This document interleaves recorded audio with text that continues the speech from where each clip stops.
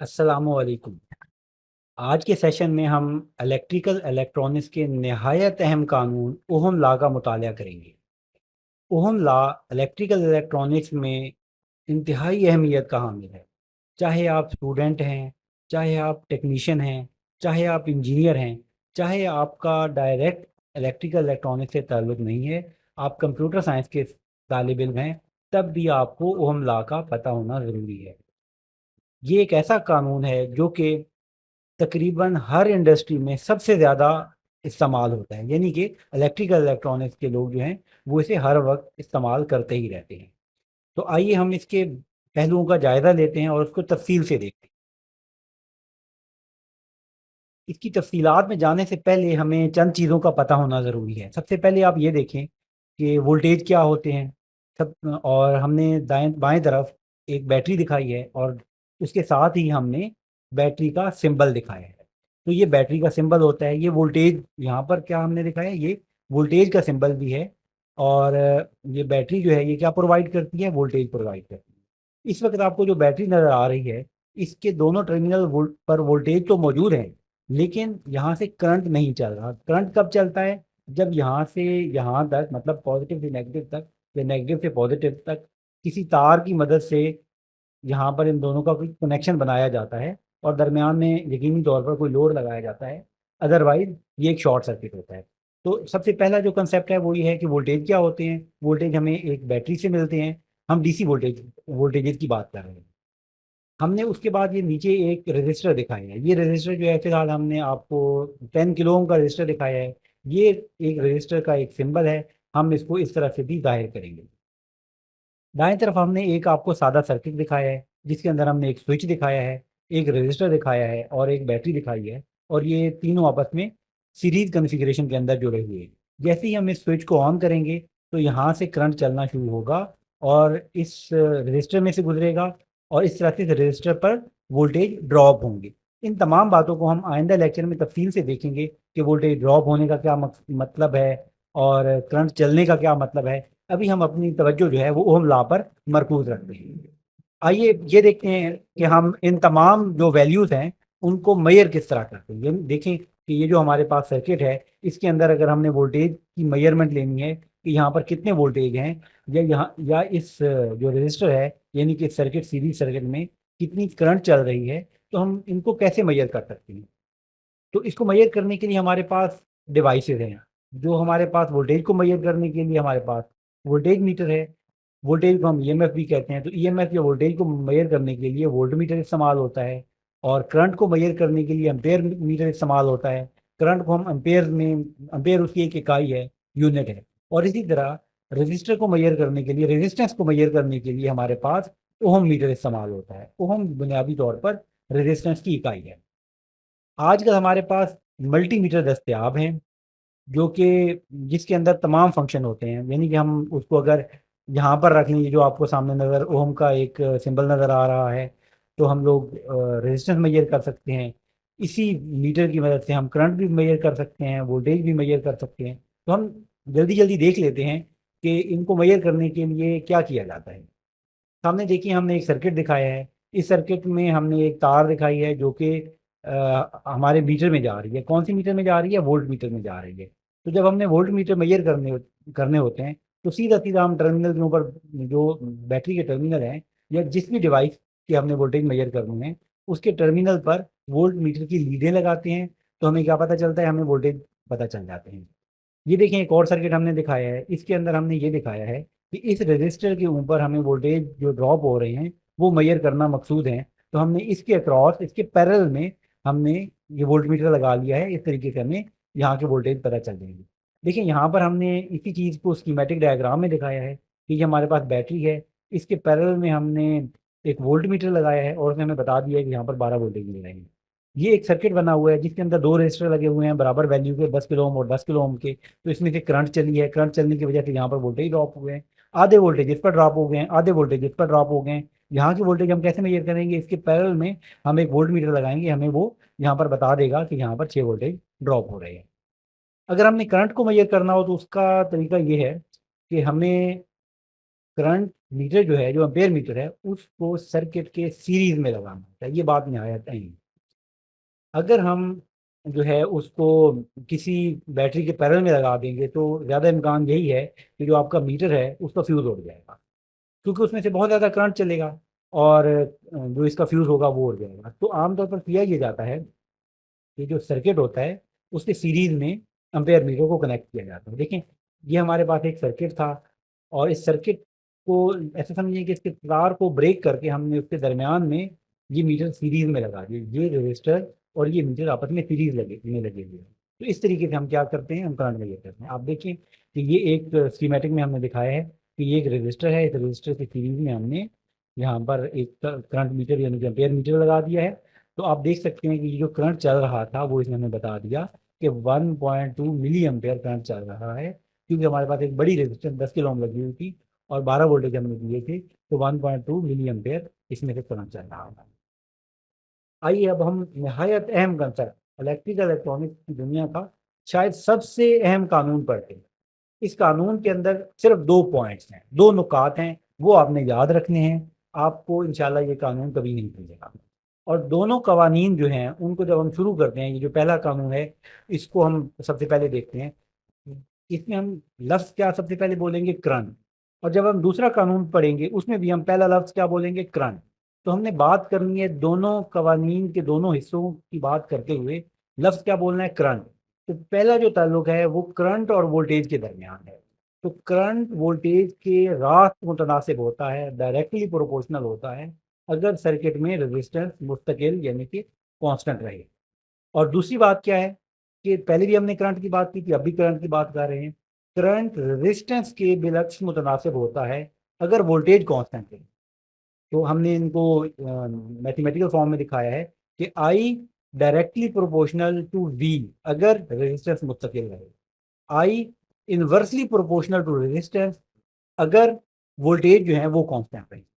अच्छा, इस बात का मतलब क्या है, हम इस बात को बड़ी तफसील से देखेंगे और इस बात को समझना निहायत ज़रूरी भी है। फिलहाल के लिए ये है कि जो रास्त मुतनासिब है या डायरेक्टली प्रोपोर्शनल है, उसका ये मतलब है कि अगर किसी लम्हे करंट बढ़ रहा है और किसी लम्हे वोल्टेज बढ़ रहे हैं और रेजिस्टेंस मुस्तकिल है तो करंट भी बढ़ेगा। दरअसल हमने ये अज्यूम किया है कि जो हमारे पास इंडिपेंडेंट वेरिएबल है वो क्या है, वोल्टेज है, और डिपेंडेंट वेरिएबल क्या है, करंट है। यानी कि हम वोल्टेज को तब्दील कर रहे हैं और हम मुआयना करेंगे कि करंट पर क्या असर पड़ रहा है। तो हमने इस पहले पॉइंट में ये कहा है कि अगर रेजिस्टेंस को हम तब्दील नहीं कर रहे, हम वोल्टेज को तब्दील कर रहे हैं, तो सर्किट में चलने वाली करंट क्या होगी, तब्दील होगी। किस तरह से तब्दील होगी, अगर वोल्टेज बढ़ रहे हैं तो करंट भी बढ़ेगा, अगर वोल्टेज कम हो रहे हैं तो करंट भी कम होगी। यानी कि दोनों का ताल्लुक एक जैसा रहेगा, यानी करंट के बढ़ने से वोल्टेज के बढ़ने से करंट बढ़ेगी, वोल्टेज के कम होने से करंट कम होगी। जबकि जो दूसरा पॉइंट हमने बताया है उसमें ये कहा है कि हमारे पास जो हमारे पास इंडिपेंडेंट वेरिएबल है वो रेजिस्टेंस है। हम रेजिस्टेंस को तब्दील कर रहे हैं, वोल्टेज हमारे मुस्तकिल रहेंगे, मुआयना हम करेंगे करंट का। हर सूरत में हम मुआयना किसका कर रहे हैं, करंट का। तो हम ये कह रहे हैं कि अगर रेजिस्टेंस बढ़ेगी तो करंट कम होगा और अगर रेजिस्टेंस कम होगी तो करंट बढ़ेगा।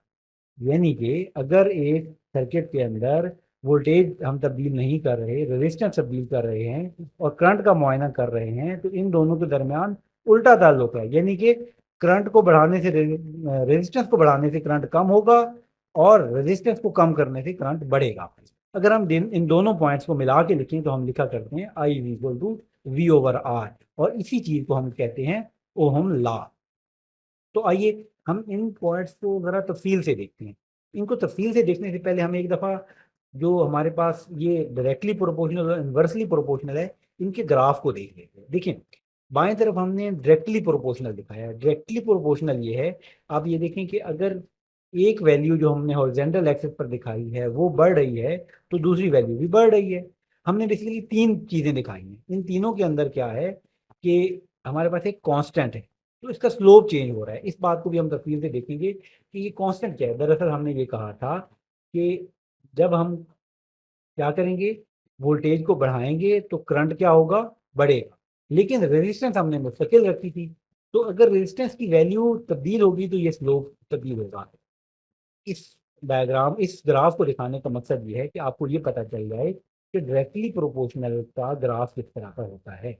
एक वैल्यू को बढ़ाने से दूसरी वैल्यू भी बढ़ रही है, एक वैल्यू को कम करने से दूसरी वैल्यू भी कम हो रही है। ये जो ग्राफ है ये y इक्वल टू 100/x का हम कि एक वैल्यू जो है वो बढ़ रही है तो दूसरी वैल्यू कम हो रही है, एक वैल्यू कम हो रही है तो दूसरी वैल्यू बढ़ रही है। ये किस चीज़ का ग्राफ है? ये इन्वर्सली प्रोपोर्शनल का ग्राफ है। तो अभी हम इसको सर्किट में सिमुलेट करके देखते हैं कि जो हमने बात की है इसका असल में मतलब क्या है। स्कीमेटिक देखिए, यहाँ पर हमने 10 वोल्टेज की बैटरी दिखाई है, 100 ओम का रेजिस्टेंस दिखाई है। हम करेंगे ये कि हम रेजिस्टेंस को मुस्तकिल रहने देंगे और वोल्टेज को तब्दील करेंगे और देखेंगे कि सर्किट में करंट क्या चलती है। तो हमें पता चलेगा कि करंट और वोल्टेज का क्या ताल्लुक होता है अगर सर्किट में रेजिस्टेंस मुस्तकिल रहे। हम जानते हैं कि करंट मालूम करने के लिए हमारे पास ओहम लॉ में फार्मूला मौजूद है, I is equal to V/R, यानी कि हम वोल्टेज पर रेजिस्टेंस को तकसीम कर देंगे तो हमारे पास जो जवाब आएगा वो करंट होगी। तो फिलहाल हमारे पास 10 वोल्टेज हैं और हमारे पास 100 ओम की रेजिस्टेंस है। तो हमने इस सिमुलेशन को चलाया हुआ है तो हमें नज़र आ रहा है कि 0.10 हमारे पास एम्पेयर आ रहे हैं और ये बिल्कुल दुरुस्त आ रहे हैं क्योंकि 10 को अगर 100 पे डिवाइड किया जाए तो 0.1 ही आंसर आता है। तो हम इसको रिकॉर्ड कर लेते हैं। हमने यहाँ पर इसको रिकॉर्ड कर लिया, एक्सेल की शीट में हमने इसको रिकॉर्ड कर लिया है ताकि हमारे पास ग्राफ बनता रहे। आइए आगे चलते हैं, इसको मज़ीद चलाकर देखते हैं कि हमने इसको बंद किया और यहाँ पर जो वोल्टेज हैं हमारे, हमने वोल्टेज तब्दील करने हैं। हम वोल्टेज ये कर देंगे, हम 20 वोल्टेज दे देंगे। अब देखिए कि क्या होता है। अब हमारे पास 0.2 एम्पेयर हमारे पास क्या आ गया, हमारे पास करंट आ गया। हम इसको 0.2 हमने देखा। इसी तरह से हम आपको ये दिखाते जाते हैं और बाद में हम लोग इसको रिकॉर्ड करें। देखिए हमने इसको 30 कर दिया, 30 वोल्टेज कर दिया हमने इसको, और जब हमने इसको चलाकर देखा तो 0.3 आ गया। और जब हमने इसको 40 किया तो हमारे पास 0.4 आ गया। जब हमने इसको 50 किया तो हमारे पास यकीनन 0.5 आ जाएगा, 0.5 आ गया। और हमने इसको 60 किया, 0.6 आ गया। इसी तरह से जब हम इसको 100 करेंगे तो हमारे पास क्या आएगा, 1 एम्पेयर आएगा। देखिए हमारे पास 1 एम्पेयर। इस इन तमाम वैल्यूज़ को हम यहाँ पर एक्सेल में रिकॉर्ड करते हैं। 0.3, 0.4, 0.5, 0.6, 0.7, 0.8, 0.9 और 1। आप देखें कि हमारे पास एक रिलेशन नज़र आ गया है हमें ग्राफ का। हमने एक्स एक्सिस के ऊपर वोल्टेज दिखाए हैं और वाई एक्सिस के ऊपर करंट दिखाया है। आप देख सकते हैं कि जैसे ही हम वोल्टेज को बढ़ाते हैं, जब रेजिस्टेंस मुस्तकिल होती है तो करंट भी बढ़ता है और एक यकसा रफ्तार से बढ़ता है। आप ये देखें कि इसका जो स्लोप है ये डिपेंड करता है इस रेजिस्टेंस पर। सामने डायग्राम में हमने एक बैटरी लगाई है, एक रजिस्टर लगाया है और एक एम्पेयर मीटर लगाया है। हम करने ये जा रहे हैं कि हम रजिस्टर की वैल्यू को चेंज करेंगे और हम देखेंगे कि वोल्टेज अगर मुस्तकिल रहें और रजिस्टर की वैल्यू चेंज होने से करंट की क्या वैल्यूज आती हैं। इन वैल्यूज को हम यहाँ पर एक्सेल में लिखते रहेंगे, अपनी रेजिस्टेंस के सामने उन एम्पेयर्स को हम लिखते रहेंगे और इस तरह से हमने एक ग्राफ मिल जाएगा जिससे हमें ये पता चलेगा कि करंट और रेजिस्टेंस में क्या ताल्लुक होता है जब वोल्टेज जो है वो मुस्तकिल रहें। हमने यहाँ पर लिखा है कि हमारे वोल्टेज 100 मुस्तकिल रहेंगे और हमारी रेजिस्टेंस अगर 1 ओम होगी तो कितना करंट आएगा। और इस तरीके से बढ़ते बढ़ते हम देखेंगे कि अगर इस सर्किट के अंदर हम रेजिस्टेंस को 10 ओम बना दें तो करंट कितने एम्पेयर आएगा। तो आइए ये तजर्बा करके देखते हैं। सबसे पहले हम ये देखते हैं कि हमारी रेजिस्टेंस 1 ओम है और जो बैटरी के वोल्टेज हैं वो 100 वोल्टेज है। तो हम अपनी सिमुलेशन को ऑन करके देखते हैं। आप देखें कि हमारे पास 100 एम्पेयर आ गए। 100 एम्पेयर हमारे पास कैसे आए? हमें पता है कि I is equal to V/R होता है। तो I हमारे पास जो है वो हमने निकालना है और वोल्टेज हमारे पास 100 है और हमने उसको डिवाइड किया 1 के ऊपर, तो ज़ाहिर है हमारे पास 100 ही आएगा। तो ये बिल्कुल बात सही है, तो इसलिए हमने यहाँ पर क्या लिख दिया, हमने यहाँ पर 100 लिखा। अच्छा जी, अब हम आगे चलते हैं। अब हम ये करते हैं कि सिमुलेशन को बंद करते हैं और यहाँ पर अगली वैल्यू हम लिखते हैं। हमारे पास अगली वैल्यू है 2। हम इसकी वैल्यू कर देते हैं 2 ओम। जब हमने इसको 2 ओम किया तो यहाँ पर हमारे पास एम्पेयर कितने रह गए, हमारे पास एम्पेयर रह गए 50 एम्पेयर रह गए। हम यहाँ पर क्या करेंगे, यहाँ पर हम लिख देंगे 50। इसके बाद हम ये करेंगे कि जो हमारे पास रेजिस्टेंस है उसको मज़ीद कम करके यहाँ पर हम कर देंगे 3। तो हमने 3 किया, सिमुलेशन को चलाया, हमारे पास 33.3 एम्पेयर वोल्टेज एम्पेयर करंट आ गया। तो हमने 33.3 एम्पेयर करंट हमारे पास आ गया जब रेजिस्टेंस हमारे पास 3। अब हम क्या करेंगे कि हम इसको कर देंगे 4। अब हमने इसको कर दिया 4, हम ऐसे ऐसे रेजिस्टेंस को बढ़ाते जा रहे हैं। तो हम देख रहे हैं कि हमारा करंट कम होता जा रहा है। तो अब हमारे पास आ गए 25 एम्पेयर। तो हमने इसको क्या किया, यहाँ पर नोट डाउन कर लिया 25 पर। अब हम क्या करेंगे, अब हम इसको 5 कर देंगे। अब हमने इस पर कर दिया 5, चला के देखा हमारे पास 20 एम्पेयर करंट आ गया। हमने यहाँ पर 20। आप देख रहे हैं कि साथ साथ ग्राफ बनता जा रहा है। आइए आगे चला के देखते हैं। अभी हम इसको कर देते हैं 6। हम चला के देखते हैं, हमारे पास 16.7 हमारे पास आ गया, जो हमारा है 16.7।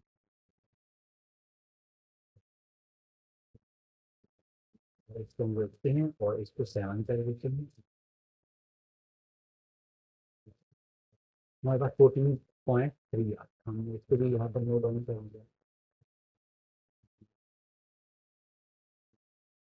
अभी हम इसको 8 कर देते हैं, हमारे पास 12.5 आ गया।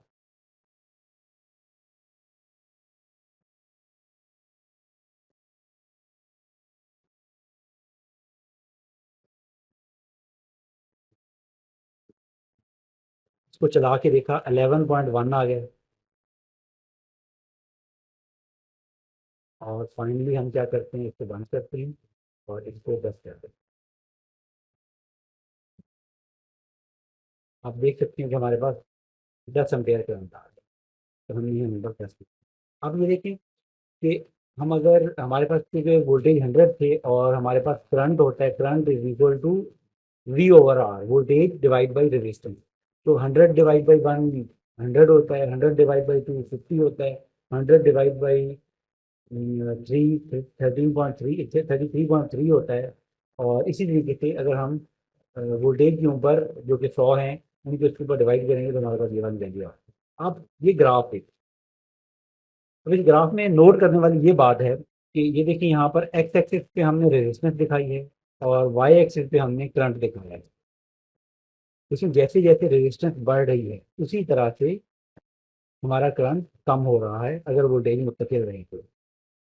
अब इसे हमें करंट और वोल्टेज के रिलेशन का पता चल गया कि इनके दरमियान इनवर्स रिलेशनशिप है। ये एक इनवर्सली प्रोपोर्शनल हैं एक दूसरे के अगर वोल्टेज मुस्तकिल रहे।